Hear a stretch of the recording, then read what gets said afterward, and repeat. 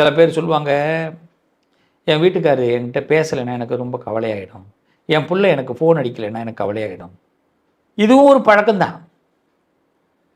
இவங்க முகத்தை பார்க்கலைன்னா எனக்கு கவலையாயிடும், அது இல்லாமல் என்னால் வேலையே பார்க்க முடியாது. துளாராசிக்காரவங்க இப்படிப்பட்ட பழக்கத்துக்கு அடிமையானவங்க. நீங்கள் உடனே பழக்கத்துக்கு அடிமையானவங்கன்னா தப்பான பழக்கம் நினச்சிக்க கூடாது.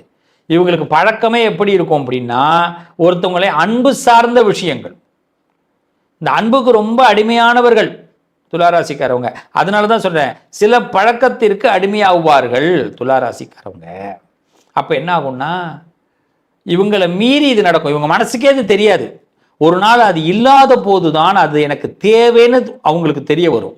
இப்போ நான் சொல்லும் போதே நிறைய பேருக்கு இது தெரியாது.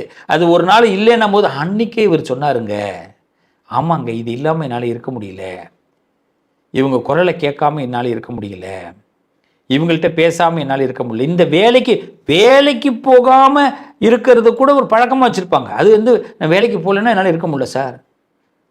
சில பேர்லாம் பார்த்தீங்கன்னா இன்றைக்கும் இந்த ட்ரெயினில் தான் போவாங்க, இந்த பஸ்ஸில் தான் போவாங்க, இந்த ஸ்கூட்டியில் தான் போவாங்க, இப்படிலாம் வச்சுருப்பாங்க. இதில் போனால் தான் அவங்களுக்கு ஒரு ஹாபி.